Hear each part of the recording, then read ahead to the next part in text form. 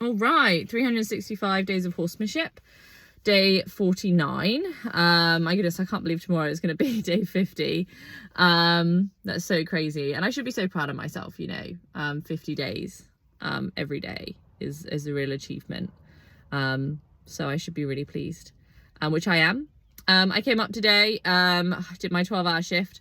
I'm quite tired. We're a little bit sort of like spacey, ready to go home and go to bed. But we came up, came to see Lawrence, had a really, really great session with the painkillers. It's funny because it's like, I come in with my molasses and my pipette and he has a little sniff and then he walks, and we have another little sniff and then we walk. And he's very happy to walk while he thinks. And that's an interesting pattern for him, that he feels like when he's stressed about something that he needs to move. And I think that's something that has come across for him. I do think, he is sort of innately, quite introverted. But I do think that when his stress comes out, he does feel the need then to kind of like walk it off. Which is probably partially in his breeding, because the adrenaline comes up in those horses, and, they're bred to run.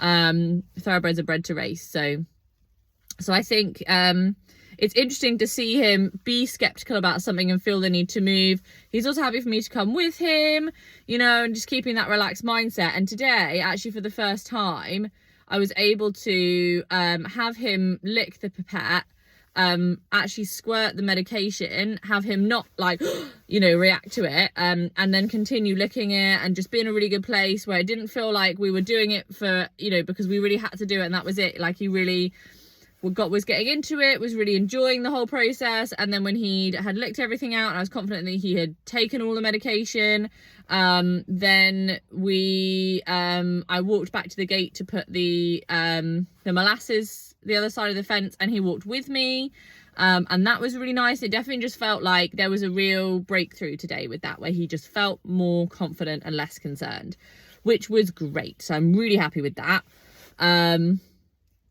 Yeah, and I think that's a powerful experience for us both, to kind of feel like that we were nervous about something and now it's gotten better. Because in the past we've had things we've been nervous about, like being tied up on the yard with other horses around, and plastic bags and tarpaulins, and things that we've always been anxious with that we've never really gotten over. So it's really nice to have had this experience where just that consistency and patience and freedom-based training, where I allow him to feel the way he needs to feel for as long as I possibly can, it is really encouraging, really motivating. So I'm really happy with that. I'm really, really pleased with that today.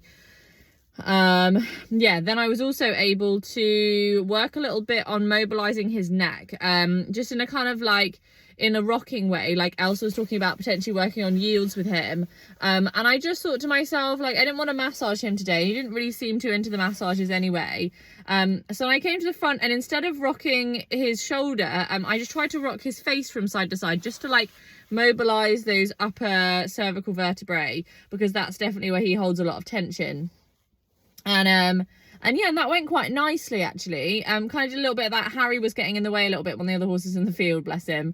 So I was sort of trying to manage that as well, just nicely and calmly, and try and make those good decisions. And actually, I would try to call him to me. I'd whistle to him to call him to me. And every time he would at least look at me, he didn't come, but there was that, the response to me doing that was the acknowledgement. And so I tried to reward that by then coming back to him, which I think worked quite well. So that was nice. And I was able to work a little bit with his neck again. And then he had a nice big lick and chew and a yawn. And so I left it there.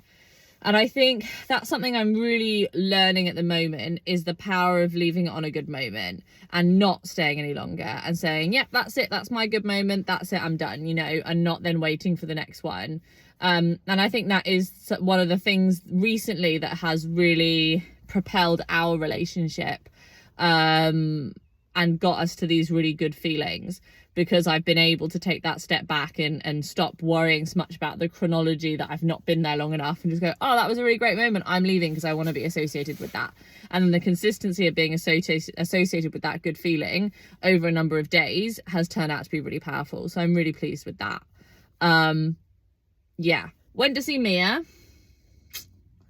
Not such a good session. Perhaps I was more distracted. I didn't really see her look up at me as I came in, and she was really just shut down. We didn't really have any big focus changes the whole time I was there. We didn't want to touch nose to hand when I knelt down, and I wasn't there for very long, but I was there for long enough that I expected a focus change, and I didn't get one. And I wasn't really sure what to do with that. And I wasn't sure if I didn't have time to have got the whole tour, and there's new horses here tonight, and it would have been a really good session to have done that, because I've got horses here for clinic, and that would have definitely been an opportunity for me to put her in a controlled, heightened stress environment and help her feel better about it.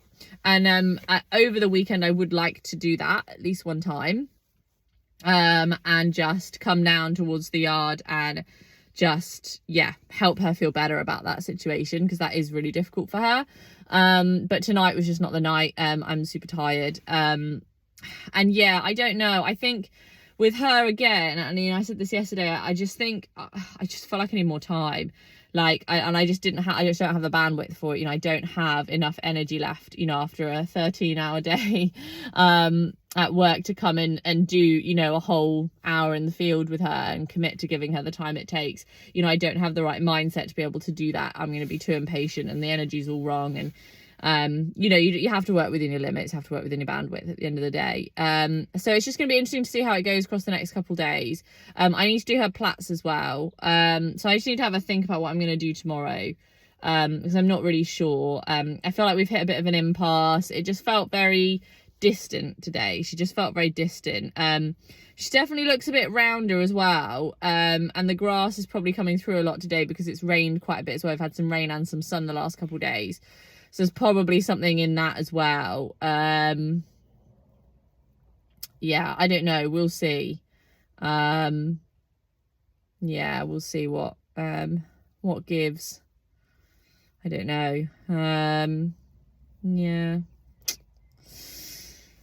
But not every day can be a good day. I think there's something to be learned from this. I'm not sure what it is yet.